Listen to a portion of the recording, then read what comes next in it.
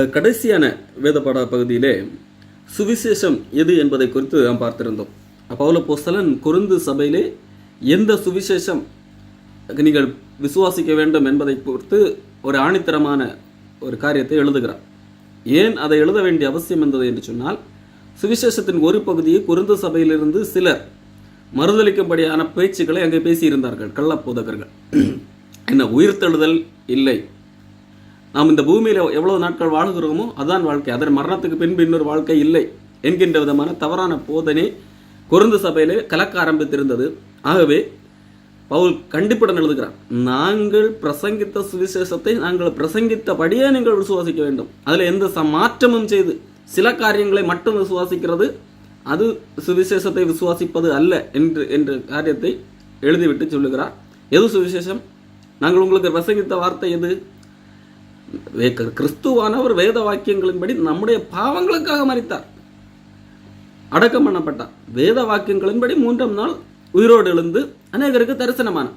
இதை இந்தபடியே நீங்கள் விசுவாசிக்க வேண்டும். இதில் எந்த காம்ப்ரமைஸும் செய்யக்கூடாது. இன்றைக்கு பலர் செய்கிறார்கள் அல்லவா, இயேசு கிறிஸ்து நம்மை பணக்காராக்குவதற்காக தான் மரித்தார், நமக்கு இந்த பூமியிலே எந்த வியாதியும் வராது, சாகாமல் இருக்க வேண்டும், இதற்காக தான் மரித்தார். இப்படியெல்லாம் இந்த உலகம் சார்ந்த காரியங்களுக்கு நேராக திருப்புகிறார்கள் அல்லவா. அப்படியல்ல, நாங்கள் பிரசங்கித்தபடியே நீங்கள் விசுவாசிக்க வேண்டும். அதில் எந்த மாற்றமும் செய்யக்கூடாது. மற்றபடி அல்லாமல் நீங்கள் சிறு சிறு மாற்றங்கள் செய்து நீங்கள் விசுவாசித்தால் அது வீணாக இருக்கும் என்கின்ற அந்த காரியங்களை அங்கே எழுதுகிறார். நான் உங்களுக்கு பிரசங்கித்த பிரகாரமாய் நீங்கள் அதை கை கொண்டிருந்தால் அதனாலே நீங்கள் ரட்சிக்கப்படுவீர்கள். மற்றபடி உங்கள் விசுவாசம் இருக்குமே, வீணாக இருக்குமே என்கின்ற அந்த காரியங்களை எழுதுகிறார். எழுதிவிட்டு இந்த கொரிந்து சபையிலே காணப்பட்ட அந்த முக்கியமான பிரச்சனை உயிர்த்தெழுதல் குறித்த ஒரு தவறான நம்பிக்கை. கிறிஸ்தவத்தின் அடிப்படை நம்பிக்கைன்னு உயிர்த்தெழுதல். இந்த பூமியில நாம் வாழ்கிற வாழ்க்கை மிக மிக கொஞ்ச காலம், இதற்கு பின்பு ஒரு வாழ்க்கை இருக்கிறது. இதற்கு மரணம், நாம் மரித்த உடனடியாக கிறிஸ்துவுக்குள் மரித்தவர்கள் கிறிஸ்துவோடு கூட காணப்படுவார்கள். ஆனால் ஆண்டவர் இயேசு கிறிஸ்து மறுபடியும் இங்கே வரப்போகிறார். அப்பொழுது இந்த பூமியிலே கிறிஸ்துவுக்குள்ளாக மரித்தவர்கள் எல்லாம் எழும்பு போகிறார்கள். எழும்பி கிறிஸ்து எப்படி இருக்கிறாரோ அப்படியே கிறிஸ்துவுக்குள்ளாக மரித்தவர்களும் காணப்படுவார்கள் என்று சொல்லி வேதம் நமக்கு சொல்லுகிறது. அப்போ இதை நம்பாமல் மரணத்துக்கு பின்பு வாழ்க்கை இல்லை, அதை குறித்த ஒரு கரிசனை இல்லாமல் இந்த பூமியிலே வாழுகிற வாழ்க்கை தான் வாழ்க்கை. ஆகவே இந்த பூமியிலே வாழுகிற வாழ்க்கை ஒரு நன்றாக செழிப்பான வாழ்க்கை இருக்க வேண்டும். இந்த பூமியிலே வாழ்கிற வாழ்க்கையில எந்த ஆபத்துக்களும் வரக்கூடாது. இந்த பூமியிலே வாழ்கிற வாழ்க்கையிலே நம் இஷ்டத்துக்கு நாம் நினைத்த காரியங்கள் நடக்க வேண்டும். அதற்காக நாங்கள் கடவுளை வணங்குகிறோம் என்கின்ற அடிப்படையிலே கொரிந்து சபையிலே சிலர் நம்பிக்கொண்டிருந்தார்கள். ஆகவே தான் அவர்களை கண்டித்து பவுல் எழுத வேண்டியதாக இருந்தது. ஆகவே தான் பவுல் இப்படி எல்லாம் எழுதுகிறார். மரித்தோரின் உயிர்த்தெழுதல் இல்லை என்று இல்லாவிட்டால் கிறிஸ்துவும் எழுந்திருக்கவில்லையே. அப்போ மரித்தவர்கள், இந்த பூமியிலே மரித்தவர்கள் மறுபடியும் எழும்ப மாட்டார்கள் அப்படி என்று சொல்லி உங்களுக்குள்ள சிலர் சொல்லுகிறார். அப்படி என்றால் இயேசு கிறிஸ்துவும் இழந்திருக்கவில்லை, நீங்கள் இயேசு கிறிஸ்துவும் இழந்திருக்கவில்லை என்றே நம்பிவிடுங்கள் என்பதாக பவுல் சொல்லுகிறார். காரணம், இயேசு கிறிஸ்து எழும்பினது உண்மையானால் இயேசு கிறிஸ்துவை விசுவாசிக்கிறவர்களும் எழும்புவார்கள், கிறிஸ்துவுக்குள்ளாக மரித்தவர்களும் எழும்புவார்கள். மரித்தோர் உயிர்த்தெழாவிட்டால் தேவன் எழுப்பாத கிறிஸ்துவை அவர் எழுப்பினார் என்று நாங்கள் தேவனை குறித்து சாட்சி சொன்னதுனாலே தேவனுக்காக பொய் சாட்சி சொன்னவர்களாகி விடுவோமே. அப்போ பவுல் கேட்கிறார், நாங்கள் என்ன பொய் சொல்லுகிறோமா? நீங்கள் மரித்தோர் உயிர்த்தெழுதல் இல்லை, இந்த பூமியில மனிதனுக்கு மரணத்துக்கு பிறகு இன்னொரு வாழ்க்கை இல்லை, மறுபடியும் உயிர்த்தெழலாம் மாட்டான் அப்படி என்று சொல்லி நீங்கள் நம்புகிறீர்கள். நாங்கள் என்ன பொய் சொல்லுகிறோம்? இயேசு கிறிஸ்து உயிர்த்தெழுந்தால் என்று நாங்கள் பொய் சாட்சி சொல்லுகிறோமா என்கிற விதமாக பவுல் கேள்விகளை எழுப்புகிறார். மரித்தோர் உயிர்த்தெழுதவில்லை என்றால் கிறிஸ்துவும் எழுந்திருக்கவில்லை. கிறிஸ்து எழுந்திருக்கவில்லை என்று சொன்னால் உங்கள் விசுவாசம் வீணாயிருக்கும். நீங்கள் ஏன் கிறிஸ்துவை விசுவாசிக்கிறீர்கள்? இயேசு கிறிஸ்து எழும்பவில்லை, அப்படியானால் நீங்கள் கிறிஸ்தவத்துக்குள்ளாக இருக்கிறது அவசியமே இல்லை. உங்கள் விசுவாசம் வேஸ்ட். அப்படியானால் நீங்கள் எதற்காக இயேசு கிறிஸ்துவை விசுவாசிக்கிறீர்கள்? மரணத்துக்கு பின்பு ஒரு வாழ்க்கை இல்லை, உயிர்த்தெழுதல் இல்லை என்று நம்புகிறீர்கள். அப்படியானால் ஏன் கிறிஸ்தவ கூடுகையில் வருகிறீர்கள்? ஏன் கிறிஸ்துவை விசுவாசிக்கிறீர்கள்? ஓஹோ, இந்த பூமியிலே நீங்கள் நினைத்த வாழ்க்கை வாழ்வதற்கு ஒரு கடவுள் தேவை, அதற்காக இயேசு கிறிஸ்துவை விசுவாசிக்கிறீர்களா? அப்படியானால் இம்மைக்காக மாத்திரம் கிறிஸ்துவின் மேல் நம்பிக்கை வைத்திருப்பார்கள். எல்லா மனுஷரை காட்டிலும் நீங்கள் பரிதபிக்கப்படத்தக்கவர்கள் என்கின்ற அந்த கண்டிப்பை எல்லாம் எழுதிவிட்டு பவுல் சொல்லுகிறார், மனுஷனால் மரணம் உண்டானபடியால் மனுஷனால் மரித்தோரின் உயிர்த்தெழுதலும் உண்டாயிற்று. எப்படி? இயேசு கிறிஸ்து ஆதாம் மூலமாக மரணம் பூமியிலே வந்தது. அது மனிதன், ஆண்டவர் படைத்த முதல் மனிதன். அந்த மனிதன் மூலமாக மரணம் பூமியிலே வந்தது. அதே போல கடவுள் மனிதனானார். அவர் மூலமாக, அந்த மனிதன் மூலமாக, இயேசு கிறிஸ்து என்கின்ற மனிதர் மூலமாக மரணத்திலிருந்து உயிர்த்தெழுதல் வந்தது என்கின்ற காரியத்தை பவுல் இங்கே, மனுஷனால் மரணம் உண்டானபடியால் மனுஷனால் மரித்தோரும் உயிர்த்தெழுதலும் உண்டாயிற்று. அந்த மனுஷரையா? இயேசு கிறிஸ்து. அப்ப இயேசு கிறிஸ்து கடவுள் இல்லையா? இல்லை, கடவுள் மனுஷனானார். மனிதனுடைய மரணத்திலிருந்து உயிர்த்தெழுதலை தருவதற்காக இயேசு கிறிஸ்து மனுஷனாகி உயிர்த்தெழுந்தார். அப்போ அவரை விசுவாசிக்கிற அத்தனை பேரும் உயிர்த்தெழுவார்கள். அதுதான் இங்கே சொல்லுகிறார். ஆதாமுக்குள் எல்லாரும் மரிக்கிறது போல கிறிஸ்துவுக்குள் எல்லாரும் உயிர்ப்பிக்கப்படுவார்கள். எல்லாரும் அவனவன் தன் தன் வரிசையிலே உயிர்ப்பிக்கப்படுவார். முதற் பலனானவர் கிறிஸ்து, முதலாவது எழுந்தவர் கிறிஸ்து. அதன் பிறகு உள்ள உயிர்த்தெழுதல் எப்பொழுது நடக்கும்? பின்பு அவர் வருகையிலே அவருடையவர்கள் உயிர்ப்பிக்கப்படுவார்கள். இதுதான் சத்தியம். இன்னைக்கு இந்த சத்தியத்தை அநேகர் மறுதலிக்கிறார்கள். இயேசு கிறிஸ்துவின் வருகையிலே, இரண்டாம் வருகையிலே மீதமுள்ளவர்கள் உயிர்ப்பிக்கப்படுவார்கள். அவனவன் தன் தன் வரிசையிலே உயிர்ப்பிக்கப்படுவான். ஆண்டவர் ஒரு வரிசை கிரமத்தை வைத்திருக்கிறார். அந்த வரிசையிலே முதலாவது உயிர்த்தெழ வேண்டியது யார்? கிறிஸ்து. முதற் பலனானவர் கிறிஸ்து. 1 கொரிந்தியர் 15:23 அவனவன் தன் தன் வரிசையில் உயிர்ப்பிக்கப்படுவான். அந்த வரிசை கிரமம் என்ன என்பதையும் எழுதுகிறார். முதற் பலனானவர் கிறிஸ்து தான் அந்த வரிசை. முதல்ல கிறிஸ்து எழுந்திருக்க வேண்டும். அதன் பின்பு கிறிஸ்துவை விசுவாசிக்கிறவர்கள், அதன் பின்பு அவர் வருகையிலே அவருடையவர்கள் உயிர்ப்பிக்கப்படுவார்கள். இதுதான் உயிர்த்தெழுதல் வரிசை கிரமம் என்றால். இயேசு கிறிஸ்து முதலாவது உயிர்த்தெழுதல், அது நடந்து விட்டது. அதன் பின்புள்ள உயிர்த்தெழுதல், மனிதனுக்கான உயிர்த்தெழுதல் இயேசு கிறிஸ்து வரும் பொழுது. அது எப்பொழுது வருவா தெரியாது.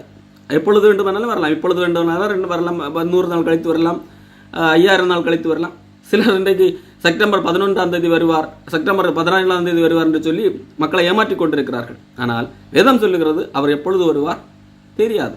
எப்பொழுது வந்தாலும் அவருடையவர்கள் உயிர்ப்பிக்கப்படுவார்கள். இதுதான் வேதம் சொல்லுகிறது. இதுதான் அந்த வரிசை கிரமம். அப்போ இந்த வரிசை முடிந்த பின்பதாக முடிவு உண்டாகும். கிறிஸ்து எழுந்து விட்டார். அவரை விசுவாசிக்கிறவர்கள் அவருடைய வருகையில் எழுந்திருப்பார்கள். அதன் பின்பதாக முடிவு உண்டாகும். அப்பொழுது அவர் சகல துரைத்தனத்தையும் சகல அதிகாரத்தையும் வல்லமையையும் பரிகரித்து தேவனும் பிதாவுமாயிருக்கிறவருக்கு ராஜ்யத்தை ஒப்புக் கொடுப்பார். எல்லா சத்துருக்களையும் தமது பாதத்துக்கு கீழாக்கி போடும் வரைக்கும் அவர் ஆளுகை செய்ய வேண்டியது. பரிகரிக்கப்படும் கடைசி சத்துரு மரணம். அப்போ மரணம் எப்பொழுது ஆண்டவர் நீக்கி போடுவார்? அப்ப பாருங்கள், அதன் பின்பு முடிவு உண்டாகும். எல்லாரும் ஆண்டு கிறிஸ்துவுக்குள்ளானவர்கள் எழும்பின பின்பு முடிவு உண்டாகும். அந்த முடிவிலே தான் சகல துரைத்தனத்தை சகல அதிகாரத்தையும் வல்லமையும் பரிகரிக்கிறார். அந்த பரிகரிக்கிறதுல கடைசி சத்துரு தான் மரணம். மரணத்தை அப்பொழுதுதான் பரிகரிக்கிறார். இன்றைக்கு என்ன அநேகர் சொல்லிக் கொண்டிருக்கிறார்கள்? இன்றைக்கு இந்த செழிப்பு போதர்கள், இந்த சாவாமை என்கின்ற சில கள்ளப்போதர்கள் என்ன சொல்லிக் கொண்டிருக்கிறார்கள்? இந்த பூமியிலே வாழுகின்ற போது யாருக்கும் சாவு கிடையாது. வேதம் என்ன சொல்லுகிறது? கிறிஸ்து முதலாவது எழுந்து விட்டார். அதன் பின்பு கிறிஸ்துவனுடையவர்கள் மரிப்பார்கள். அவர்கள் எப்பொழுது எழுந்திருப்பார்கள்? இந்த பூமியிலே சாகாமல் இருப்பார்கள் என்றல்ல, இயேசு கிறிஸ்து எப்பொழுது வருவார்களோ அப்பொழுதுதான் எழுந்திருப்பார்கள். வரிசை, அவனவன் தன் தன் வரிசையில தான் எழுந்திருப்பான். இன்னைக்கு இந்த கள்ளப்போதர்கள் சொல்லுகிறது போல இவர்கள் ஒரு வரிசையை உண்டாக்கி வைக்க முடியாது. ஆண்டவர் ஒரு வரிசையை வைத்திருக்கிறார். அந்த வரிசை என்ன? கிறிஸ்து முதலாவது எழுந்திருக்க வேண்டும். அதன் பின்பு மீதமுள்ளவர்கள் எப்பொழுது எழுந்திருக்க வேண்டும்?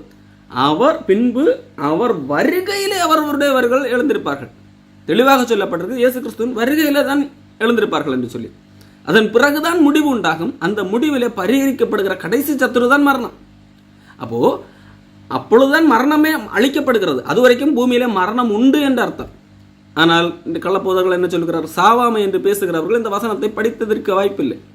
அதுதான் சொல்லுகிறார்கள், இப்பொழுதே மரணம் இல்லை, சாவாமை, நாம் சாகவே மாட்டோம் என்கின்ற ஒரு தவறான நம்பிக்கையை மக்களுக்குள்ளாக விதைத்துக் கொண்டிருக்கிறார்கள். நாம் சாக மாட்டோம் என்று சொல்லி நம்பினால் நான் சாகப் போவதில்லை என்று சொல்லி நம்ப வைக்கிறார்கள். ஆனால் அவர்களுடைய பேச்சு எவ்வளவு அபத்தம் என்பது அவர்களுடைய வாழ்க்கையை பார்த்தால் தெரிந்துவிடப் போகிறது. காரணம், அவர்கள் சில வருடங்களாகவே பேசிக் கொண்டிருக்கிறார்கள் அவர்களுக்கு சாவு இல்லை என்று சொல்லி. அவர்கள் பேசிக் கொண்டிருக்கிற அந்த ஆரம்பத்திலிருந்து இன்றைக்கு வரைக்கும் அவர்களுடைய வாழ்க்கை எடுத்து பாருங்கள். அந்த வருடத்திற்கான முதுமை அவர்களுடைய உடம்பில் தெரிகிறது. 5 வருடத்துக்கு முன்பாக, சில வருடங்களுக்கு முன்பாக சாவாமை என்று பேசிக் கொண்டிருக்கிறார்கள், இல்லை கொக்கரித்துக் கொண்டிருக்கிறார்கள் அல்லவா? அப்படியானால் அவர்களுக்கு முதுமையே வரக்கூடாது. சாவினுடைய அறிகுறி என்ன? முதுமையானது உடலில் உள்ள செல்கள் செத்து போய் ஒரு நாள் மரணம் இருக்கிறது. சில மரணங்கள் திடீரென்று நடக்கும். பொதுவாக அந்த ஒரு முதுமையடைந்து இயற்கை மரணம் என்பது முதுமையடைந்து மரிப்பது. அவருடைய வாழ்க்கையில முதுமை அடையவில்லையா, வருடத்துக்கு வருடம் அவருடைய உடம்பை பார்த்தாலே நமக்கு தெரியும் முதுமை அடைகிறார்கள் என்று சொல்லி. முடிகள் நரைத்து போகிறது. முடிகள் நரைத்து போவது அது காரணம் என்ன? அதுக்கான அது ஒரு குறைபாடு. அதாவது அதுக்கு அந்த முடிக்கு தேவையான சில சத்துக்கள் அதற்கு இல்லாததினால் முடி வெள்ளையாக மாறுகிறது. இப்படி அவர்கள் பேசுகிறதற்கு எதிரடையாகவே அவர்களுடைய வாழ்க்கை காணப்படுகிறது. ஆனாலும் சாவாமை என்று சொல்லி நம்பிக்கொண்டிருக்கிறார்கள். அதற்காக சில பல வசனங்களை புரட்டி கொண்டிருக்கிறார்கள். ஆனால் வேதம் சொல்கிறது கடைசி சத்துரு தான் அழிக்கப்படுகின்ற கடைசி சத்துரு தான் மரணம். இப்பொழுதே ஆண்டவர் மரணத்தை அழிக்கவில்லை. இப்பொழுதே இயேசு கிறிஸ்து சிலுவையிலே போய்விட்டார். ஆகவே இப்பொழுது அதன் பிறகு இயேசு கிறிஸ்துவை விசுவாசிக்கிற யாருக்குமே மரணம் இல்லை என்று சொல்லி ஆண்டவர் சொல்லவில்லை. அவர் ஒரு காலத்தை வைத்திருக்கிறார். உயிர்த்தெழுதலுக்கு என்று ஒரு காலம், ஒரு வரிசையை வைத்திருக்கிறார். அந்த வரிசையின்படி ஆண்டவர் வைத்திருக்கிற காலம் அவர் வருகையின் போது அவருடையவர்கள் உயிர்ப்பிக்கப்படுது. அதான் அந்த வரிசை. அதன் பிறகுதான் முடிவு உண்டாகும். அதன் பிறகும் ஒரு உயிர்த்தெழுதல் இருக்கிறது. என்ன அது? தீயவர்களை அழிக்கக்கூடிய அழிவுக்கான உயிர்த்தெழுதல். நியாயத்தீர்ப்புக்காக அவர்களை எழுப்பி நியாயத்தீர்ப்பை கொடுத்து அக்கறை கடலிலே போடுகின்ற காரியம். இதை குறித்து வெளிப்படுத்தல் கடைசி 20ஆம் அதிகாரங்களில் நம்ம படிக்க முடியும். அப்போ கிறிஸ்துவனுடையவர்களுக்கு ஒரு உயிர்த்தெழுதல் இருக்கிறது. அது உயிர்த்தெழுதல் எப்பொழுது? இயேசு கிறிஸ்து வரும்போது. தொடர்ந்து பவுல் அப்போஸ்தலன் இந்த உயிர்த்தெழுதல் உண்மை என்பதை இந்த கொரிந்து மக்களுக்கு புரிய வைப்பதற்காக சில காரியங்களை எழுதுகிறார். நாங்கள் எந்நேரமும் நாச மோசத்துக்கு ஏதுவாயிருக்கிறோம். நாங்கள் அதாவது அப்போஸ்தலர்கள் எந்த நேரத்திலானாலும் நாசத்திற்கும் மோசத்திற்கும் ஏதுவாக இருக்கிறோம். பாருங்கள், பவுல் அப்போஸ்தலன் என்ன வார்த்தையை பயன்படுத்துகிறார்? நாங்கள் இயேசு கிறிஸ்துவை விசுவாசிக்கிறவர்கள் எங்களுக்கு ஆபத்தே வராது என்கின்ற வார்த்தையை பயன்படுத்துகிறாரா? பவுல் சொல்லுகிறார், நாங்கள் எந்த நேரத்துக்கும் நாச மோசத்திற்கு ஏதுவாக இருக்கிறோம். எங்களுக்கு எப்பொழுது வேண்டுமானாலும் நாசம் வரலாம், மோசம் வரலாம் என்று சொல்லுகிறார்கள். இந்த வார்த்தையை இன்றைக்கு பயன்படுத்தினால் இவர்கள் என்ன சொல்வார்கள்? அவிசுவாசிகள் என்று சொல்வார்கள். பாருங்கள், கடவுள் எங்களை காப்பாற்றுவோம், கடவுள் எங்களுக்கு ஆபத்தே வரமாட்டார் என்று சொல்லாமல் நாங்கள் எந்த நேரமும் நாச மோசத்துக்கு ஏதுவாக இருக்கிறோம் என்று சொல்லி விசுவாசம் இல்லாமல் பேசுகிறார்கள் என்பதாக இந்த கள்ளப்போதர்கள் பேசுவார்கள். பவுல் இங்கே உண்மையை சொல்லுகிறார். நாங்கள் எந்த நேரத்துக்கும் நாச மோசத்திற்கு ஏதுவாக இருக்கிறோம். நாங்கள் என்றால் அப்போஸ்தலர்கள், கிறிஸ்துவை பின்பற்றுகிறவர்கள், கிறிஸ்துவனுடைய சீடர்கள். எந்நேரமும் நாச மோசத்துக்கு ஏதுவாக இருக்கு. எங்களுக்கு எப்பொழுது வேண்டுமானாலும் ஆபத்து வரலாம், எங்களுக்கு எப்பொழுது வேண்டுமானாலும் மரணம் வரலாம். அந்த நாச மோசத்திற்கு எதுவாக இருக்கிறோம். நான் பவுல் சொல்லுகிறேன், நான் அனுதினமும் சாகிறேன். எனக்கு ஒவ்வொரு நாளும் பிரச்சனை, சாவு டெய்லி வந்து கொண்டிருக்கிறது. எப்பொழுதும் பவுல் அனுபவித்த அந்த உபத்திரவங்களின் அடிப்படையிலே அதை சொல்லுகிறான். எனக்கு எப்பொழுது நான் டெய்லி சத்து கொண்டிருக்கக்கூடிய அளவிலே நான் சாகிறேன். அதை நம்முடைய கர்த்தராகிய கிறிஸ்து இயேசுவினாலே உங்களை குறித்து நான் பாராட்டுகிற மேன்மையை கொண்டு சத்தியமாய் சொல்லுகிறேன். நான் எபேசுவிலே துஷ்ட மிருகங்களுடனே போராடினேன் என்று மனுஷ வழக்கமாய் சொல்லுகிறேன். அப்படி போராடினதுனாலே எனக்கு பிரயோஜனம் என்ன? பவுல் கேட்கிறார். நான் எபேசுவிலே துஷ்ட மிருகங்களோடு போராடினேன், துஷ்ட கொடிய மிருகங்களோடு போராடினேன். இதனால் எனக்கு பிரயோஜனம் என்ன? இவ்வளவு நான் கஷ்டப்பட்டேனே, நான் துன்பம் அனுபவித்தேனே, இதனால் எனக்கு எனக்கு என்ன பிரயோஜனம்? மரித்தோர் உயிர்த்தெழுதல் இல்லை என்கின்ற அந்த அடிப்படையிலே பார்த்தால் மரித்தவர்கள் உயிர்த்தெழ மாட்டார்கள். அப்படி என்றால் நான் ஏன் இவ்வளவு கஷ்டப்பட வேண்டும்? நான் ஏன் இந்த சுவிசேஷத்தை சொல்ல வேண்டும்? சுவிசேஷத்தை சொல்வது நிமித்தம் தான் பவுலுக்கு இவ்வளவு பிரச்சனை, போராட்டங்கள். அனுதினம் சாகிறேன் என்று சொல்லக்கூடிய அளவிலே, துஷ்ட மிருகங்களுடனே போராடினேன் என்று சொல்லக்கூடிய அளவிலே பவுலுக்கு இவ்வளவு போராட்டம் என்ன? அவர் சுவிசேஷத்தை பிரசங்கிப்பதன் மூலமாக. ஒருவேளை சுவிசேஷத்தை பிரசங்கிக்காமல் ஏற்கனவே இருந்த அந்த நல்ல பொசிஷன், பரிசேனின் பொசிஷனில் இருந்திருந்தால் பவுலுக்கு இப்பொழுதும் நல்ல மரியாதை தான் கிடைத்துக் கொண்டிருக்கும். இப்போ பவுல் கேட்கிறார், நான் ஏன் அனுதினம் சாக வேண்டும்? நான் ஏன் இந்த துஷ்ட மிருகங்களுடனே போராட வேண்டும்? நான் ஏன் இந்த அளவுக்கு கொடுமைகளை அனுபவிக்க வேண்டும்? மரித்தவர்கள் உயிர்த்தெழாவிட்டால் இதை ஏன் நான் செய்ய வேண்டும்? இந்த பூமியில் இருக்கிற வரைக்கும் புசித்து குடித்து சந்தோஷமாக இருக்கலாம் அல்லவா? நான் ஏன் அப்படிப்பட்ட அந்த வாழ்க்கையை தேர்ந்தெடுக்கவில்லை? காரணம், மரித்தோர் உயிர்த்தெழுதல் உண்டு. எனக்கு தெரியும், இந்த பூமியிலே நான் துஷ்ட மிருகங்களோடு போராடலாம், நான் அனுதினம் சாகலாம், நான் எனக்கு இன்னும் சில நாட்களில் மரித்து போகலாம், இதெல்லாம் தெரியும். ஆனாலும் ஏன் இதெல்லாம் சகிக்கிறேன்? காரணம், மரித்தோர் உயிர்த்தெழுதல் உண்டு, ஆகவே தான் இதை செய்கிறேன். இல்லை என்றால் என்னது? மரித்தோர் உயிர்த்தெழாவிட்டால் புசிப்போம் குடிப்போம் நாளைக்கு சாவோம் என்று சொல்லலாமே, ஏன் கஷ்டப்பட வேண்டும்? இன்றைக்கு பலர் இப்படித்தான் வாழ்ந்து கொண்டு நினைத்து கொண்டிருக்கிறார்கள். வெளிப்படையாக சொல்லாவிட்டாலும் பல பாஸ்டர்கள் உட்பட இப்படித்தான் வாழ்ந்து கொண்டிருக்கிறார்கள். புசிப்போம் குடிப்போம் நாளைக்கு சாவோம். நாளைக்கு சாவு உண்டு. இருக்கிற வரைக்கும் நம்ம இஷ்டத்துக்கு புசித்து குடித்து சந்தோஷமாக இருந்து விட்டு செத்து போகலாம் என்கின்ற அடிப்படையில் தான் பலருடைய வாழ்க்கையை நாம் பார்க்கும்போது காணப்படுகிறது. அன்புக்குரியவர்களே, ஏன் இந்த எண்ணம் இருக்கிறது? புசிப்போம் குடிப்போம் நாளைக்கு சாவோம். நாளைக்கு சாவு என்பது கண்டிப்பாக உண்டு. ஆகவே இருக்கிற வரைக்கும் எனது புசிப்போம் குடிப்போம், திருப்தியாக நாம் விரும்புகிற காரியங்களை எல்லாம் சாதிப்போம், செல்வ செழிப்பில் ஆடம்பரத்தில் திளைப்போம் என்கின்ற எண்ணம் ஏன் இருக்கிறது? காரணம், அவர்கள் உயிர்த்தெழுதல் குறித்த நம்பிக்கை இல்லை. பவுலுக்கு உயிர்த்தெழுதல் குறித்த நம்பிக்கை இருந்ததுனால் பவுல் சொல்லுகிறார், புசிப்போம் குடிப்போம் நாளைக்கு சாவோம் என்று சொல்லலாம். அப்படியெல்லாம் சொல்ல மாட்டேன். நான் என்னது அனுதினம் சாக தயார், நான் துஷ்ட மிருகங்களோடு போராட தயார், இந்த சுவிசேஷத்திற்காக எவ்வளவு துன்பம் வேண்டுமானாலும் அனுபவிக்க தயார். காரணம், எனக்கு தெரியும் இந்த வாழ்க்கை நிரந்தரம் அல்ல, இதற்கு பின்பு ஒரு வாழ்க்கை இருக்கிறது. மரித்தோர் உயிர்த்தெழுதல் கண்டிப்பாக உண்டு. ஆண்டவர் இயேசு கிறிஸ்து வரும்போது நான் உயிர்த்தெழ போகிறேன்.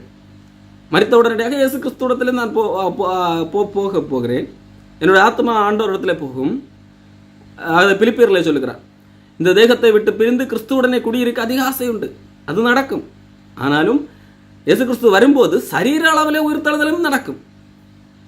இதை வேதம் திட்டவும் தெளிவுமாக சொல்லுகிறது. ஆகையால் இந்த பூமியில வாழ்கிற போது ஆண்டவருக்காக சுவிசேஷத்திற்காக நான் பாடுபடலாம், நாம் புசித்து குடித்து இஷ்டம் போல வாழலாம் என்கின்ற எண்ணம் எனக்கு வருவதில்லை. காரணம், மரித்தோர் உயிர்த்தெழுதல் உண்டு.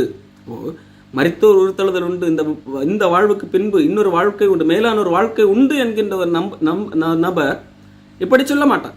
எப்படி? அல்லது இப்படி இந்த நிலைமையிலே சிந்திக்க மாட்டான். இந்த பூமியிலே நாளைக்கு சாவு இருக்கிறது, ஆகவே இன்றைக்கு நாம் ஆடம்பரமாக இஷ்டப்படி புசித்து குடித்து வாழ்வோம் என்று சொல்லி சொல்ல மாட்டான். இதைத்தான் பவுல் அங்கே சொல்ல வருகிறார். பவுல் இந்த இடத்துல புசிப்போம் குடிப்போம் நாளைக்கு சாவோம் என்று சொல்லலாமே இந்த வார்த்தையை ஏசாயா புஸ்தகத்திலிருந்து எடுத்து பயன்படுத்துகிறார். ஏசாயா 22ஆம் அதிகாரத்தில் இதை குறித்து சொல்லப்பட்டிருக்கிறது. ஏசாயா 22ஆம் அதிகாரத்தில் இந்த ஏசாயா எந்த சூழலில் இதை சொல்லுகிறார் என்பதை நாம் புரிந்து கொள்ள வேண்டியது அவசியமாக இருக்கிறது. இந்த எருசலேம் மக்கள், யூத மக்கள் தங்கள் இஷ்டப்படி ஒரு வாழ்க்கை வாழ்ந்து கொண்டிருக்கிறார்கள். அவர்கள் அந்த சிட்டியினுடைய மதில்களை எல்லாம் நன்றாக பலப்படுத்தி அந்த மதில்களை சுற்றி எல்லாம் தண்ணீர்கள் எல்லாம் சூழ வைத்து எதிரிகளிடத்திலிருந்து எந்த ஆபத்தும் வராதபடிக்கு தங்களை பாதுகாப்பாக வைத்துக் கொண்டிருக்கிறார்கள். ஆண்டவரை மறந்து விட்டார்கள். ஆண்டவர் தான் எங்கள் பாதுகாப்பு என்பதை மறந்து இவர்கள் நாங்கள் பாதுகாப்பாக இருக்கிறோம் என்பதாக எண்ணிக்கொண்டிருக்கிறார். காரணம், இவர்கள் தங்கள் கோட்டை சுவரை எல்லாம் பலப்படுத்தி அப்படி இருக்கிறார்கள். ஆண்டவர் சொல்லுகிறார், நீங்கள் மனம் திரும்புங்கள், நீங்கள் செய்த தவறுகளை உணர்ந்து மனம் திரும்பி அழுது என்னிடத்தில் திரும்புங்கள் என்பதாக சொல்லுகிறார். பாருங்கள், ஏசாயா 22:12 சேனைகள் கர்த்தராகிய ஆண்டவர் அக்காலத்திலே அளவும் புலம்பும் மொட்டையிடவும் இரட்டெடுத்தவும் கட்டளையிட்டார். அதாவது நீங்கள் உங்களை உணர்ந்து நீங்கள் செய்கிற தவறுகளை உணர்ந்து மனம் திரும்புங்கள். அதான் அதனுடைய சுருக்கமான வார்த்தை. ஆனால் அவர்கள் என்ன சொன்னார்கள்? கடவுள் அவர்களை பார்த்து சொல்லுகிறார், நான் இப்படி சொன்னாலும் நீங்கள் என்ன சொல்லுகிறீர்கள்? நீங்களோ சந்தோஷித்து கழித்து ஆடு மாடுகளை அடித்து இறைச்சியை சாப்பிட்டு திராட்சை ரசத்தை குடித்து இப்படி எல்லாம் உல்லாசமாக இருந்து கொண்டு நீங்கள் என்ன சொல்லுகிறீர்கள்? புசித்து குடிப்போம், புசிப்போம் குடிப்போம், நாளைக்கு சாவோம் என்று சொல்வீர்கள். அப்போ இந்த ஜனங்களுடைய எண்ணம் என்ன? எப்படினாலும் ஒரு நாள் சாவு வரப்போகிறது, உயிரோடு இருக்கிற வரைக்கும் பூசிப்போம் குடிப்போம் என்று சொல்லுகிறார்கள். இன்னைக்கு புசிப்போம், இன்னைக்கு இருக்கிற வாழ்க்கை என்ஜாய் செய்வோம், இன்னைக்கு புசிப்போம் குடிப்போம், நாளைக்கு சாவு வரும், நாளைக்கு பார்ப்போம். அப்போ மரணத்துக்கு பின்பு ஒரு வாழ்க்கை இருக்கிறது என்கின்றதை அறிவு அற்றவர்கள், இந்த வாழ்க்கைக்கு காட்டிலும் மேலான ஒரு வாழ்க்கை இருக்கிறது என்கின்ற எண்ணம் இல்லாதவர்கள். ஆகவே இந்த உலகத்தையே அனுபவித்து தீர்த்து விட வேண்டும், இந்த உலகத்திலே நான் எல்லாவற்றையும் அனுபவித்து உள்ள என்னெல்லாம் என்ஜாய்மெண்ட் இருக்கிறதோ எல்லாவற்றையும் அனுபவித்தே ஆக வேண்டும் என்கின்ற எண்ணமுடையவர்கள். அவர்கள் சொல்வார்கள், புசித்து குடிப்போம், நாளைக்கு சாவு வரும், அது நாளைக்கு பார்த்துக்கொள்வோம் என்பதாக சொல்லுகிறார்கள். அன்புக்குரியவர்களே, இதை குறித்து இவர்கள் மட்டுமல்ல, இந்த எருசலேம் மக்கள் அவர்களை வழிநடத்துகிற மேய்ப்பர்கள் என்ன சொல்லுகிறார்கள் என்பதை குறித்து பாருங்கள். ஏசாயா 56ஆம் அதிகாரம் 10ஆம் வசனத்திலிருந்து வாசிக்கிறேன். அவனுடைய காவற்காரர் எல்லாரும் ஒன்றும் அறியாத குருடர், அவர்களெல்லாம் குலைக்க மாட்டாத ஊமையான நாய்கள், தூக்க மயக்கமாய் புலம்புகிறவர்கள், படுத்துக் கொள்ளுகிறவர்கள், நித்திரை பிரியர், திருப்தி அடையாமல் இருக்கும் பெருவயிற்று நாய்கள், பகுத்தறிவில்லாத மெய்ப்பர்கள். அவர்களில் ஒவ்வொருவனும் தந்தன் வழியும் அவனவன் தந்தன் மூலையிலிருந்து தந்தன் பொழுவையும் நோக்கி கொண்டிருக்கிறான். அவர்கள் என்ன சொல்லுகிறார்கள்? வாருங்கள், திராட்சரசத்தை கொண்டு வருவேன், மதுவை குடிப்போம், நாளைய தினம் இன்றைய தினம் போலவும் இதற்கு அதிகமாகவும் இருக்கும் என்பார்கள். இந்த வார்த்தைகளை பயன்படுத்துகிறவர்களே, அதாவது இருக்கிற வரைக்கும் சந்தோஷமாக இருப்போம், புசிப்போம், குடிப்போம், திராட்சரசம் எல்லாத்தையும் கொண்டு வரும், எல்லாவற்றையும் அனுபவிப்போம் என்று சொல்லி வாழக்கூடியவர்கள் யார்? பெருவயிற்று சோம்பேறிகள், பெருவயிற்று நாய்கள், பகுத்தறிவில்லாத மேய்ப்பர்கள். அன்புக்குரியவர்களே, யாரை குறித்து ஆண்டவர் சொல்லுகிறார்? மெய்ப்பர்களை குறித்து சொல்லுகிறார். அவர்கள் ஏன் இந்த காரியத்தை சொல்லுகிறார்கள்? ஏன் இந்த எண்ணத்தின்படி வாழ்கிறார்கள்? அவர்களுக்கு நாளைய தினம் இதை காட்டிலும் மேலான ஒரு வாழ்க்கை இருக்கிறது என்கின்ற நம்பிக்கை இல்லாதபடியால் இன்றைய தினம் தான் நமக்கு கொடுக்கப்பட்டிருக்கிறது, இதிலே நாம் எப்படியெல்லாம் அனுபவிக்க வேண்டும் அப்படியெல்லாம் அனுபவிக்க வேண்டும். இதுதான் அவர்களுடைய எண்ணம். அவர்கள் தூக்க மயக்கமாய் புலம்புகிறவர்கள், படுத்துக் கொள்ளுகிறவர்கள், நித்திரை பிரியர், சோம்பேறிகள். அதாவது தாங்கள் எந்த உழைப்பையும் உழைக்காமல் மக்கள் உழைத்து சம்பாதித்து கஷ்டப்படுகிற பணத்தை பொய்யை பேசி மிரட்டி உருட்டி வாங்கி அந்த பணங்களிலே ஆடம்பரமாய் திளைக்கிறவர்கள், திளைத்து தங்கள் வயிறை வளர்க்கிறவர்கள். அதான் பெரு வயிற்று நாய்கள் என்று சொல்லி வேதம் சொல்லுகிறது. பெரு வயிற்று நாய்கள். அவர்களுடைய எண்ணம் என்ன? ஏன் இந்த அளவிற்கு துணிகரமாக வாழ்கிறார்கள்? அன்றைக்கு முதல் நூற்றாண்டிலே அப்போஸ்தலர்களாகட்டும், அன்றைக்கு இருந்து அப்போஸ்தலர்களால் நியமிக்கப்பட்ட மேய்ப்பர்களாகட்டும், அவர்களுடைய எண்ணம் என்னவாக இருக்கும்?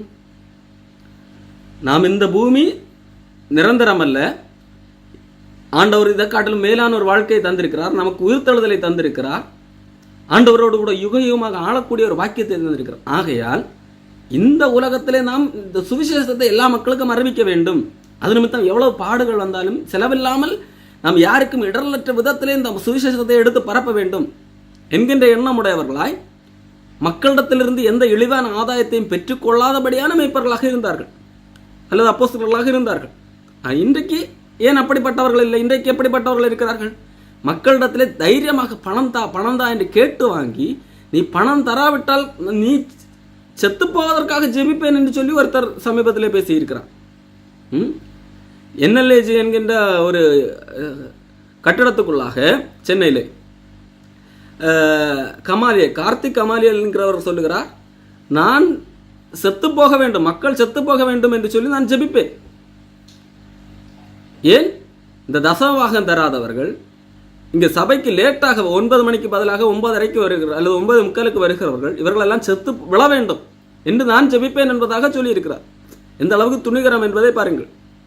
அதாவது இந்த இப்படியெல்லாம் பணம் வாங்கி இவர்கள் எப்படி வாழ்கிறார்கள்? ஆடம்பரமான கார்களிலும் ஆடம்பரமான பங்களாக்களிலும் வாழ்கிறார்கள். அப்போ அவர்களுடைய நம்பிக்கை என்ன? இன்னைக்கு புசிப்போம், இன்னைக்கு எப்படி வேண்டும் அனுபவித்து வாழ்வோம், நாளைக்கு சாவு வரும், செத்த பிறகு இதெல்லாம் அனுபவிக்க முடியாது. அப்போ அவர்களுடைய நம்பிக்கை என்ன? செத்த பிறகு இதை காட்டிலும் மேலான ஒரு வாழ்க்கை இருக்கிறது என்கின்ற நம்பிக்கை இல்லை. ஆகவே தான் இருக்கிற வரைக்கும் தான் நம்மளால் அனுபவிக்க முடியும். அப்போ அது வரைக்கும் நாம் அனுபவிப்போம், அது யாருடைய பணமாக இருந்தால் என்ன என்கின்ற எண்ணமுடையவர்களாக வாழ்கிறார்கள். இந்த உலகத்தை அனுபவிக்கிறவர்கள் அதை தகாத விதமாக அனுபவியாதவர்களாக இருக்க வேண்டும் என்று சொல்லி 1 கொரிந்தியர் புஸ்தகத்திலே பவுல் எழுதுகிறார். ஆனால் அதாவது 1 கொரிந்தியர் 7ஆம் அதிகாரம் 31ஆம் வசனம், இவ்வுலகத்தை அனுபவிக்கிறவர்கள் அதை தகாத விதமாய் அனுபவியாதவர்கள் போலவும் இருக்க வேண்டும். இவ்வுலகத்தின் வேஷம் கடந்து போகிறதே, இந்த உலகத்தினுடைய வேஷம் கடந்து போகிறது. ஆகவே அதை தகாத விதமாக அனுபவிக்க கூடாது என்று வேதம் தெளிவாக சொல்லியிருக்க, தங்கள் இஷ்டத்துக்கு அனுபவிக்கிற துணிச்சல் இன்றைக்கு யாருக்கு அதிகமாக இருக்கிறது? சாதாரண மக்களை காட்டிலும் பாஸ்டர்கள் என்கிறவர்களுக்கு தான் அதிகமாக இருக்கிறது. ஏன்? அப்போ அவர்களுடைய எண்ணம் என்ன? இந்த பூமியில நாம் கொஞ்ச காலம் வாழ போகிறோம், நாளைக்கு சாவோம். நாளைக்கு என்றால் அடுத்த எப்பொழுது சாவு வர வேண்டும் தெரியாதுல்லவா? நாளைக்கு சாவோம். அப்போ இன்னைக்கு மட்டும்தான் நம்முடைய கையிலே வாழ்க்கை இருக்கிறது. இந்த வாழ்க்கையை நாம் எதற்கு விட்டுக் கொடுக்க வேண்டும்? இந்த வாழ்க்கையை நாம் இஷ்டத்துக்கு அனுபவிப்போம், புசிப்போம், குடிப்போம் என்று சொல்லி நாளைக்கு சாவோம் என்று சொல்லுகிறார்கள். அன்புக்குரியவர்களே, இதனுடைய உண்மையிலேயே இந்த எண்ணம் வருவதற்கு என்ன காரணம்? பவுல் சொல்வது போல இதற்கு பின்பு அவருடைய வருகையிலே நாம் எல்லாரும் உயிர்த்தெழ போகிறோம், இதை காட்டிலும் மேலான ஒரு வாழ்க்கை ஆண்டவர் தரப்போகிறார் என்கின்ற நம்பிக்கை இல்லாததே. இந்த நம்பிக்கை இருந்திருந்தால் இயேசு கிறிஸ்து இந்த வாழ்க்கை காட்டிலும் இதை காட்டிலும் மேலான ஒரு வாழ்க்கை இருக்கிறது. இன்றைக்கு நாம் இந்த உலகத்திலே பார்க்கிற இதெல்லாம் ஒரு ஒன்றுமே இல்லை, இதை காட்டிலும் மேலான உயர்ந்த ஒரு வாழ்க்கை இருக்கிறது என்கின்ற நம்பிக்கை உடையவன் இந்த உலகத்தை தகாத விதமாக அனுபவிப்பானா? கண்டிப்பாக முடியாது. அதுதான் பவுல் கேள்வியாக கேட்கிறார். நான் ஏன் கஷ்டப்பட வேண்டும்? நான் ஏன் துஷ்ட மிருகங்களுடன் போராட வேண்டும்? நான் ஏன் அனுதினம் சாக வேண்டும்? நானும் புசித்து குடித்து நாளைக்கு சாவு வரும், ஆகவே இன்னைக்கு நான் புசித்து குடித்து சந்தோஷமா இருக்கலாம் என்று சொல்லலாமே. ஏன் அப்படி சொல்லவில்லை? காரணம் எனக்கு தெரியும், இதை காட்டிலும் மேலான ஒரு வாழ்க்கை இருக்கிறது என்பது தெரியும். ஆகவே தான் பவுல் 2 கொரிந்தியர் புஸ்தகம் 4ஆம் அதிகாரத்திலே தெளிவாக சொல்லுகிறார், காணப்படுகிறவைகளே அல்ல, இந்த உலகத்தில் காணப்படுகிறது அல்லவா, இந்த காணப்படுகிறவைகள் அல்ல, காணப்படாதவைகளை நோக்கி இருக்கிற நமக்கு, நாம் காணப்படாத ஒன்று இருக்கிறது. மேலான நமக்காக ஆண்டவர் ஒரு காரியத்தை வைத்திருக்கிறார், அதற்காக மரித்து அவர் உயிர்த்தெழுந்து காண்பித்திருக்கிறார். அந்த உயிர்த்தெழுதல் நமக்கு மேலான ஒன்றாக இருக்கிறது, ஆண்டவரோடு கூட வாழக்கூடிய ஒன்று, நித்திய வாழ்க்கை. அப்போ அதை நோக்கி இருக்கிற நமக்கு அதி சீக்கிரத்திலே நீங்கக்கூடிய இந்த லேசான உபத்திரவம் அதிகமான கன மகிமையை உண்டாக்குகிறது. ஏனெனில் காணப்படுகிறவைகள், இந்த உலகத்திலே காணப்படுகிற செல்வ செழிப்பு ஆடம்பரங்கள் இவைகள் எல்லாம் அநித்தியமானவைகள், நிரந்தரம் இல்லாதவைகள். காணப்படாதவைகளும் நித்தியமான. அப்போ நாம் நோக்கி இருக்கிறது எது? காணப்படாதவைகளை நாம் நோக்கி இருக்கிறோம். அப்போ அப்படிப்பட்ட நமக்கு இந்த உலகத்திலே உள்ளது எல்லாம் அதி சீக்கிரத்திலே நீங்கக்கூடிய உபத்திரவம். அப்போ அதி சீக்கிரம் என்று சொன்னால் பவுல் இந்த இடத்துல எந்த கான்டெக்ஸ்ட்ல சொல்லுகிறார்? 1 வருடம் 2 வருடம், அதன் பின்பு இந்த உபத்திரவம் நீங்கி உங்களுக்கு செல்வ செழிப்பு என்று சொல்லி இன்றைக்கு கள்ளப்போதர்கள் சொல்லலாம். அதி சீக்கிரத்திலே நீங்கிவிடும் இந்த லேசான உபத்திரவம் என்று பவுல் சொல்லும்போது ஒரு வருஷத்துல 2 வருஷத்துல நீங்கி விடுகின்ற உபத்திரவம் என்கின்ற கான்டெக்ஸ்ட்ல சொல்லவில்லை. இந்த பூமியில நாம் வாழுகிற காலம் கொஞ்ச காலம். இந்த வாழ்க்கை முடிந்த உடனே இந்த உபத்திரவம் தீர்ந்துவிடும். அதான் அதி சீக்கிரத்திலே நீங்கி விடுகிற நமக்கு நித்திய வாழ்வு, அதிகமான வாழ்க்கை, அது முடிவில்லாத வாழ்க்கை. அதை ஒப்பிடும்போது இந்த பூமியில நாம் வாழ்கிற 70 வருடம் 80 வருடம் அல்ல 90 100 வருடம் என்பது அதி சீக்கிரத்திலே நீங்கி கொஞ்ச கால வாழ்க்கை. அப்போ இந்த கொஞ்ச காலம், இந்த 70 வருடம் 80 90 வருடம் 100 வருடம் அனுபவிக்கிற இந்த உபத்திரவம் என்பது அது இந்த சீக்கிரத்திலே நீங்கிவிடும். எப்பொழுது நீங்கிவிடும்? இந்த அதி சீக்கிரம் என்றால் நம்ம இந்த பூமியில எவ்வளவு நாட்கள் வாழ்கிறோம்? 70 வருடம் என்றால் 70 வருடம் அதி சீக்கிரத்திலே நீங்கிவிட போகிற உபத்திரம். மற்றபடி இன்றைக்கே அதி சீக்கிரத்திலே நீங்கிவிடும், இன்னும் ஒரு வாரத்திலே நீங்கிவிடும் இந்த உபத்திரவம், 1 வருடத்திலே நீங்கிவிடும் இந்த உபத்திரவம் என்று சொல்லி சில கள்ளப்போதர்கள் சொல்வார்கள் அல்லவா? அந்த அடிப்படையில் பவுல் சொல்லவில்லை. நமக்கு ஒரு மேலான வாழ்க்கை இருக்கிறது. அந்த வாழ்க்கை அதை நாம் நோக்கி இருக்கிறோம். அதான் காணப்படாதவைகள், அதை நோக்கி இருக்கிற நமக்கு இந்த காணப்படுகிற இந்த உலகிலே நமக்கு காணப்படுகிற இந்த லேசான உபத்திரவம் அதோடு ஒப்பிடும்போது நாம் அனுபவிக்க போகிற அந்த மகிமையோடு ஒப்பிடும்போது இதெல்லாம் இன்றைக்கு அனுபவிக்கிற எவ்வளவு பெரிய பாடுகளானாலும் அது லேசான உபத்திரவம் தான் என்று சொல்லி பவுல் சொல்லுகிறார். அப்போ உயிர்த்தெழுதல் குறித்த நம்பிக்கை உள்ள ஒரு மனிதன் இந்த உலகத்தை தகாத விதமாக அனுபவிக்க முற்பட மாட்டான்.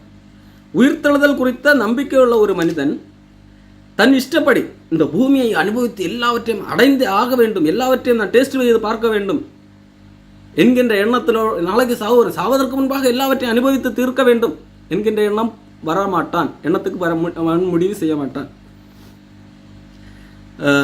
என்பதை நாம் புரிந்து கொள்ள வேண்டும். ஆகவே கொரிந்து சபையிலே இந்த உயிர்த்தெழுதல் குறித்த அந்த பிரச்சனை, உயிர்த்தெழுதலை நம்பாத சிலர் இருந்தார்கள் அல்லவா? இதற்கு காரணம் அங்கே சிலர் வந்து மக்களை குழப்பினார்கள். மக்கள் அதை எதிர்க்கவில்லை, அவர்களை தங்களோடு சேர்த்து கொண்டார்கள்.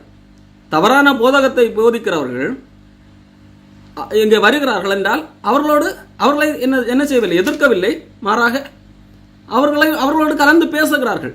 ஆகவே தான் பவுல் சொல்லுகிறார் 1 கொரிந்தியர் 15ஆம் அதிகாரத்திலே 33ஆம் வசனம், மோசம் போகாதிருங்கள், ஆகாத சம்பாஷணைகள் நல்லொழுக்கங்களை கெடுக்கும். வருங்கள், தொடர்ந்து சொல்லும்போது சொல்லுகிறார், நீங்கள் மோசம் போகாதிருங்கள். தேவையற்ற பேச்சுக்களை பேசுகிறவர்களோடு நீங்கள் கலந்திருந்தால் அது நல்லொழுக்கங்களை கெடுக்கும், உங்கள் ஒழுக்கங்களை கெடுக்கும். ஆகவே நீங்கள் மோசம் போகிவிடாதிருங்கள் என்பதாக. அன்புக்குரியவர்களே, இன்றைக்கு இந்த கள்ளப்போதகர்கள் தவறான வேதத்தில் உள்ள ஒரு சில பகுதிகளை மட்டும்தானே தவறாக போதிக்கிறார்கள் என்று சொல்லி அவர்களோடு இணைந்து நீங்கள் பயணிக்க கூடாது, அவர்களோடு சம்பாஷிக்க கூடாது.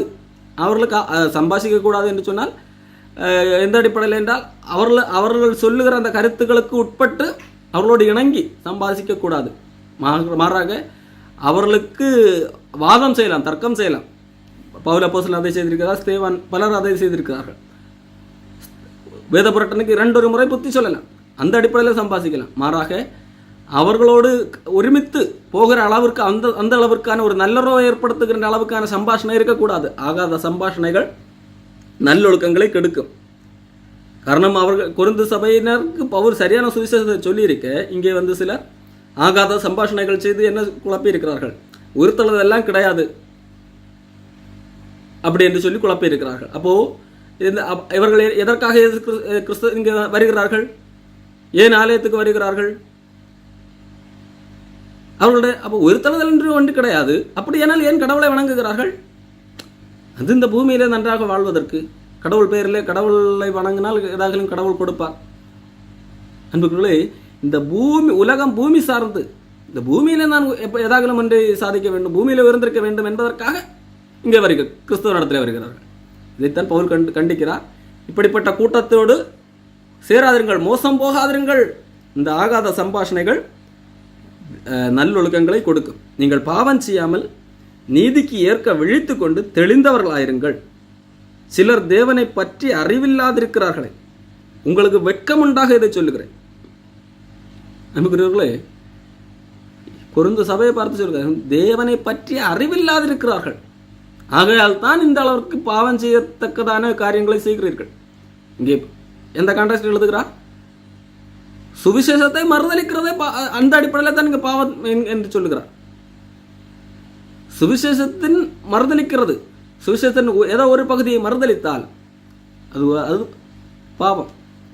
காரணம், மனிதர்கள் செய்கிற எல்லா பாவத்திலிருந்தும் மீட்பு எப்படி வருகிறது? நாம் சுவிசேஷத்தை விசுவாசிப்பதன் மூலமாக மட்டுமே மீட்பு. காரணம், நான் பாவம் செய்யாமல் நானாக பரிசுத்தமாக வாழ முடியாது. அப்படி என்னால் பரிசுத்தமாக வாழ்ந்து நித்திய ஜீவனை பெற முடியாது. மாறாக இயேசு கிறிஸ்துவை விசுவாசிப்பதன் மூலமாகத்தான் நீதிமானாக முடியும். இயேசு கிறிஸ்துவை விசுவாசிப்பது என்பது சுவிசேஷத்தை விசுவாசிப்பது. அந்த சுவிசேஷத்தின் ஒரு பகுதியை மறுதளிப்பது என்பது அது ஒரு பெரும் பாவம். அப்போ அப்படிப்பட்ட பாவத்துக்கு நேராக வழிநடத்துகிறது யார்? இந்த ஆகாத சம்பாஷணைகள் பேசுகிறவர்கள். அவர்களோடு சேராதிருங்கள், நல்லொழுக்கங்களை கெடுக்கும். ஆகவே நீங்கள் பாவம் செய்யாமல் நீதிக்கேற்க விழித்து கொண்டு தெளிந்தவர்களாக இருங்கள். சிலர் தேவனை பற்றி அறிவில்லாதிருக்கிறார்கள். இப்போ தேவனை பற்றி அறிவில்லாதிருக்கிறார்கள், உங்களுக்கு நீங்கள் வெட்கப்பட வேண்டும். தேவனை பற்றி அறிவில்லாதிருக்கிறார்கள் என்று நான் சொல்வதை பார்த்து நீங்கள் வெட்கப்பட வேண்டும். வெட்கப்பட்டாலும் நீங்கள் என்னது, இந்த கூட்டத்தை விட்டு விலகி சரியான சத்தியத்திலே நிலைத்திருக்க வேண்டும் என்று சொல்லிவிட்டு மறுபடியும் உயிர்த்தெழுதலை குறித்து அவர் விளக்குகிறார். எப்படி எந்த அடிப்படையில் உயிர்த்தெழுதல் நடக்கும் என்பதை குறித்து விளக்குகிறார். மனிதர்கள் அழிவுள்ளதாக விதைக்கப்படுவார்கள், அழிவில்லாததாக எழுந்திருப்பார்கள். இயேசு கிறிஸ்து வரும்போது முதலாவது மரித்தோர் உயிர்த்தெழுந்திருப்பார்கள், அதன் பின்பு உயிரோடு இருக்கிற நாமும் மறுரூபமாகப்படுவோம் என்ற காரியத்தை எல்லாம் விளக்கமாக எழுதுகிறார் இங்கே பவுல் அப்போஸ்தலன். அன்புக்குரியவர்களே, நாம் இங்கே முக்கியமாக புரிந்து கொள்ளக்கூடிய ஒரு காரியம், இந்த உலகம் என்கின்ற இந்த காரியம் இதை அனுபவிப்பதற்காக ஆண்டவர் இயேசு கிறிஸ்து சிலுவைக்கு செல்லவில்லை. இந்த உலகத்தை நாம் அனுபவித்து நம் இஷ்டத்துக்கு வாழ்வதற்காக ஆண்டவர் சிலுவைக்கு செல்லவில்லை. அதற்காக ஆண்டவர் மரிக்கவில்லை என்கின்ற காரியத்தை தயவு செய்து மனதிலே நிறுத்திக் கொள்ள வேண்டும். ஆண்டவர் ஏன் சிலுவைக்கு போனார்? நமது பாவங்களுக்காக ஆண்டவர் சிலுவைக்கு போனார். ஆண்டவர் உயிர்த்தெழாவிட்டால், ஆண்டவர் இயேசு கிறிஸ்து உயிர்த்தெழாவிட்டால் நம்முடைய விசுவாசம் வீண். நாம் நம்முடைய பாவங்களில் தான் இன்னும் இருந்திருப்போம். நம்முடைய பாவத்திலிருந்து நமக்கு பாவ மீட்பு, பாவத்திலிருந்து ஒரு விமோசனம் கிடையாது. ஆக பாருங்கள், 1 கொரிந்தியர் 15:16-17 மரித்தோர் உயிர்த்தெழாவிட்டால் கிறிஸ்துவும் எழுந்திருக்கவில்லையே. கிறிஸ்து எழுந்திராவிட்டால் உங்கள் விசுவாசம் வீண், நீங்களும் இன்னும் உங்கள் பாவங்களிலே நிலைத்திருப்பீர்கள். நாமும் நம்முடைய பாவத்திலே தான் இருப்போம். இந்த பாவத்திலிருந்து விடுதலை இல்லை, பாவ மன்னிப்பு கிடையாது, பாவ விமோசனம் இல்லை. இப்போ இயேசு கிறிஸ்து எழுந்ததுனால நம்ம இயேசு கிறிஸ்துவை விசுவாசிக்கிறோம். இயேசு கிறிஸ்து என்னுடைய பாவத்திற்காக மரித்தார் என்று தான் விசுவாசிக்கிறேன். இப்போ இந்த விசுவாசம் என்னை நீதிமானாக மாற்றுகிறது. என்னை பாவமற்றவனாக தேவனுக்கு முன்பாக நிற்கும்போது, ஆண்டவர் இயேசு கிறிஸ்து வழியாக என்னை பார்க்கும்போது நான் பாவம் மன்னிக்கப்பட்டவனாக, என்னுடைய பாவங்கள் நீக்கப்பட்டவனாக நான் காணப்படுகிறேன். இப்போ இதுதான் விசுவாசம். ஆனால் இதில் ஒரு பகுதியை புரட்டி, இல்லை ஆண்டவர் இந்த உலகத்திலே நான் எல்லாவற்றையும் அனுபவிப்பதற்காகத்தான் சிலுவைக்கு போனார் என்று நான் இந்த உலகம் சார்ந்து நான் சிந்திக்க ஆரம்பிக்கும் போது நான் சுவிசேஷத்தை மறுதளிக்கிறேன். ஆண்டவர் வந்த அந்த மெய்யான நோக்கத்தை நான் ஒன்றில் நீர்த்து போக செய்கிறேன் அல்லது மறுதளிக்கிறேன் என்கிறதாக மாறிவிடுகிறது. வேதம் சொல்லுகிறது ஆண்டவர் காலத்தை வைத்திருக்கிறார். இன்றைக்கு சிலர் இந்த பூமியிலே நமக்கு வியாதியே வராது, இந்த பூமியிலே நமக்கு மரணமே வராது என்று சொல்லி போதிக்கிறார்கள். இது தவறு. இதற்கான சில வசனங்களையும் காண்பிப்பார்கள். என்ன, அவருடைய தழும்புகளால் குணமானீர்கள் என்று சொல்லி வேதம் எழுதப்பட்டிருக்கிறது. ஆகவே நமக்கு இந்த பூமியிலே நோயே வராது, சுகம். அவருடைய தரித்திரத்தினாலே நீங்கள் ஐஸ்வர்யவானீர்கள் என்று எழுதப்பட்டிருக்கு. ஆகவே இந்த பூமியிலே இயேசு கிறிஸ்து தரித்திரராக வந்தார், நம்மை பணக்காரராக்கும்படியாக. அன்புக்குரியவர்களே, இது எல்லாமே மனிதர்கள் வேத வசனங்களை திரித்து தவறாக பிரசங்கிப்பதனால் வருகிற விளைவுகள். அந்த வசனங்களுடைய சரியான அர்த்தமே வேறு. இயேசு கிறிஸ்து தரித்திரரான, சிலுவையிலே தரித்திரரானார் என்று சொன்னால் எந்த அடிப்படையில் என்றால், அவர் பிதாவினிடத்தில் ஐஸ்வர்யம் உள்ளவராக இருந்தார். அங்கே ஐஸ்வர்யம் என்பது பிதாவோடு உள்ள உறவு. தேவனிடத்திலே ஐஸ்வர்யம் உள்ளவர்களாயிருங்கள் என்று சொல்லி இயேசு கிறிஸ்துவரிடத்திலே சொல்லுகிறார். இப்போ தேவனிடத்தில் ஐஸ்வர்யம் உள்ளவராக இருப்பது என்பது என்னது? தேவனோடு அந்த உறவிலே பெருகி இருக்கிறது. அந்த உறவை இயேசு கிறிஸ்து ஒரு முறை இழந்தார். மனிதர்களுடைய பாவம் இயேசு கிறிஸ்துவின் சுமத்தப்பட்ட போது பிதாவானவர் இயேசு கிறிஸ்துவை கைவிடப்பட வேண்டி இருந்தது. இயேசு கிறிஸ்து தரித்திரனார், அந்த உறவிலே சிலுவையிலே தோங்கினார், மரண தண்டனையை ஏற்றார். அப்போ அவர் அங்கே தரித்திரரானதனால் நாம் ஐஸ்வர்யவான்களாக்கப்படுகிறோம். எப்படி? தேவனிடத்திலே அந்த உறவிலே, தேவனுக்கு நமக்கும் இடையே எந்தவித பிரிவினையும் இல்லை. நாம் தேவனோடு கூட இயல்பாக சேர முடிகிறது. தேவனோடு நாம் சேர்ந்திருக்கிறோம். நாம் பாவத்திலே நிலைத்திருந்தால், நம்முடைய பாவம் மன்னிக்கப்படாதிருந்தால், இயேசு கிறிஸ்து தரித்திரராகாமல் இருந்திருந்தால் நாம் இந்த தேவனோடு ஐஸ்வர்யம் உள்ளவர்களாக மாறி இருக்க முடியாது. இதைத்தான் நாங்கள் வசனம் சொல்லுகிறது. அப்போ வியாதியற்ற வாழ்க்கை உண்டா? மரணமற்ற வாழ்க்கை உண்டா? உண்டு. ஆனால் இப்பொழுது வாழ்கிற இந்த வாழ்க்கையே அல்ல. ஆண்டவர் ஒரு காரியத்தை வைத்திருக்கிறார். எப்பொழுது என்று நாம் பார்த்தோம். அவனவன் தன் வரிசையில் உயிர்ப்பிக்கப்படுவான். முதற் பலனானவர் கிறிஸ்து, பின்பு அவர் வருகையில் அவருடையவர்கள் உயிர்ப்பிக்கப்படுவார்கள். இப்போ இயேசு கிறிஸ்து வருகையிலே அவருடைய உயிர்ப்பிக்கப்படுவார்கள். அந்த உயிர்ப்பிக்கப்பட்ட ஒரு மனிதனுடைய வாழ்க்கையிலே மரணம் கிடையாது. அந்த மனிதனுடைய வாழ்க்கையிலே வியாதி கிடையாது. அந்த மனிதனுடைய வாழ்க்கையிலே எந்த விதமான பாவமும் கிடையாது. தீய எண்ணங்கள் வராது. பாவமே இல்லாத ஒரு இடம், தேவனோடு வாழுகிற இடம். அப்போ அப்படிப்பட்ட வாழ்க்கையை ஆண்டவர் வாக்களித்திருக்கிறார். ஆனால் இந்த உலகம் இது பொல்லாத பிரபஞ்சம் என்று சொல்லி வேதம் சொல்லுகிறது. அன்புக்குரியவர்களே, ஆகவே இந்த உலகத்தை அனுபவிப்பதற்குத்தான் இயேசு கிறிஸ்து வந்தார் என்கின்றது போன்ற பேச்சுக்களை தயவு செய்து நம்பி விடாதீங்க. அதுபோல கேட்பதற்கு இனிமையாக இருக்கலாம்.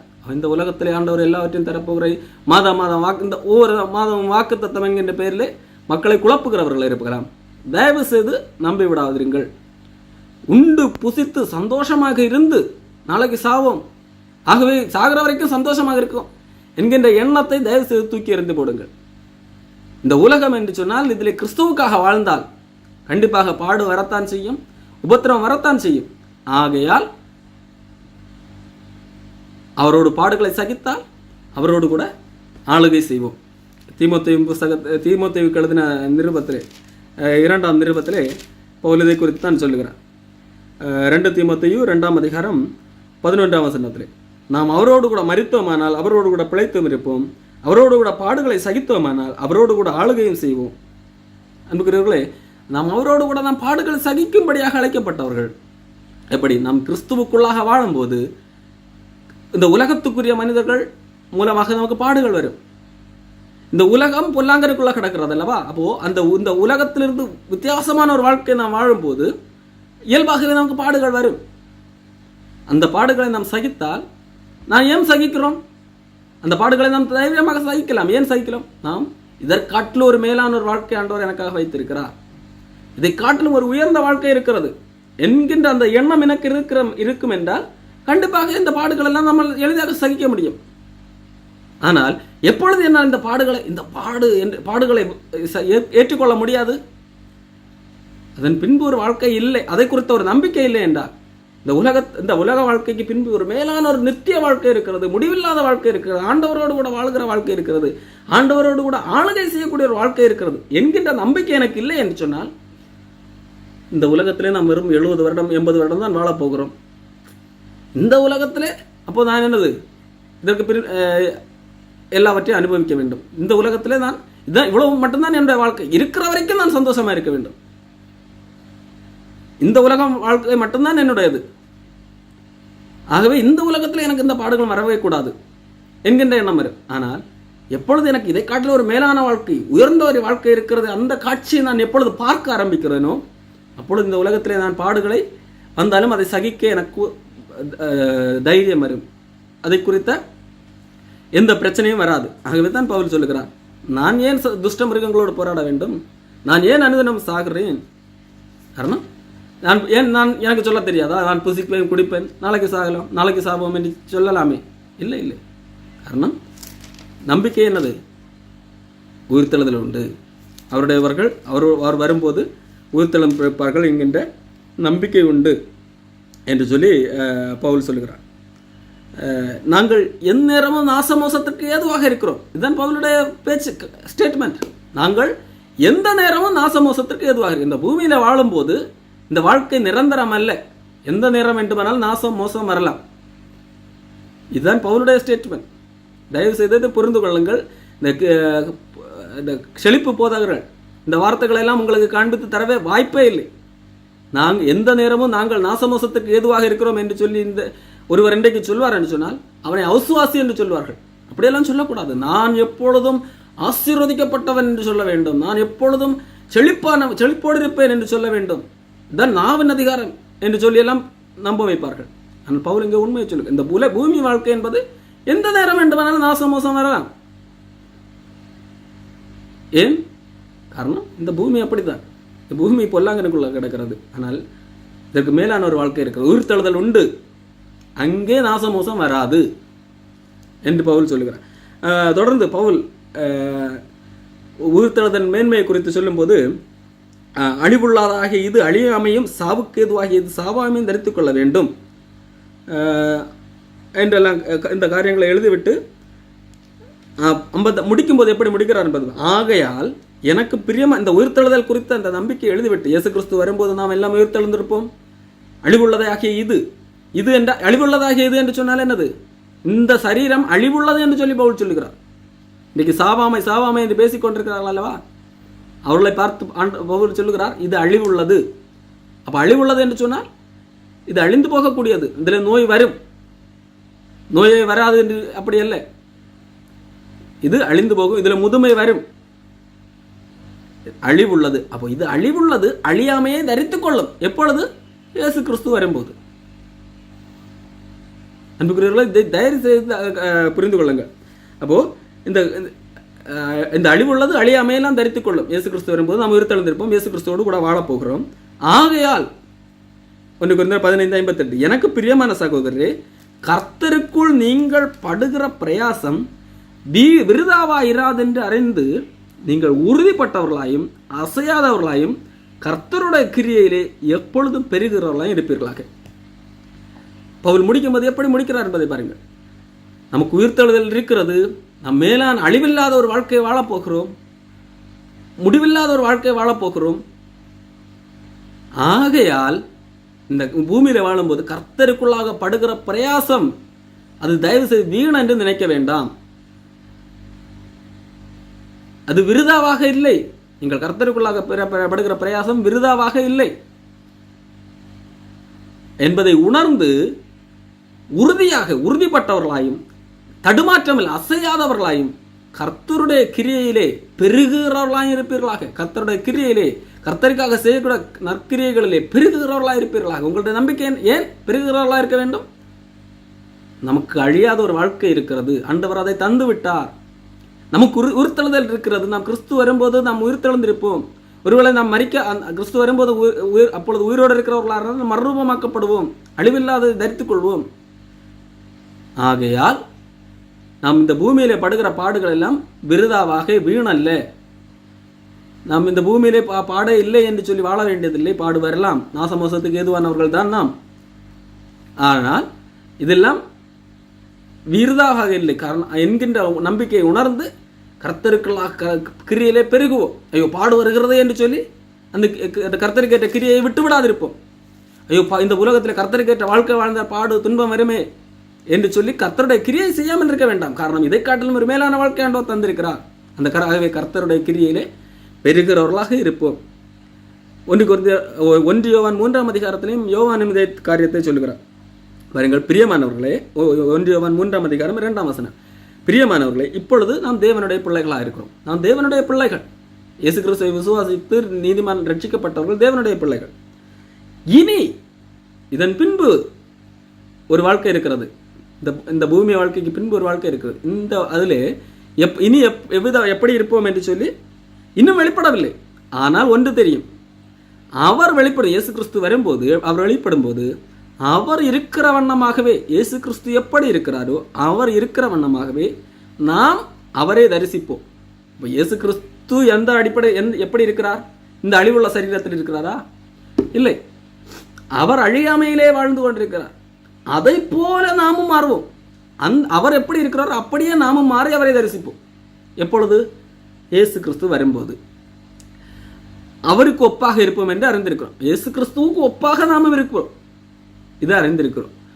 ஆகையால் அவர் மேல் இப்படிப்பட்ட நம்பிக்கை வைத்திருக்கிறவன், இயேசு கிறிஸ்துவின் மேல் இப்படிப்பட்ட நம்பிக்கை வைத்திருக்கிறவன் அவர் சுத்தமுள்ளவராக இருக்கிறது போல தன்னைத்தான் சுத்திகரித்துக் கொள்ளுகிறான்.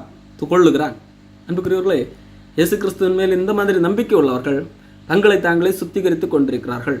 என்ன நம்பிக்கை? இந்த பூமி வாழ்க்கை நிரந்தரமில்லை, ஆண்டவர் இதை காட்டிலும் மேலான ஒரு வாழ்க்கை எனக்கு தந்திருக்கிறார் என்கின்ற நம்பிக்கை உள்ளவர்கள் தன்னைத்தானே சுத்திகரித்து பரிசுத்தமாக தேவனுக்கு பிரியமாக மற்றவர்களுக்கு இடரலற்ற ஒரு வாழ்க்கை வாழுவார்கள். ஆனால் இந்த நம்பிக்கை இல்லாதவர்கள் ஆடம்பரங்களிலே திளைத்து மக்களை ஏமாற்றி மக்கள் பணங்களிலே தங்கள் சுகபோகமாக வாழ்ந்து எல்லாவற்றையும் ஆண்டு அனுபவிக்க வேண்டும் என்று சொல்லி வாழ்வார்கள். அவர்கள்தான் இன்றைக்கு பெரும்பாலான போதகர்கள். தயவு செய்து இப்படிப்பட்ட பெருவயிற்று நாய்கள் என்று வேதம் சொல்லுகிறது. இந்த நாய்களுக்கு எச்சரிக்கையாயிருங்கள்.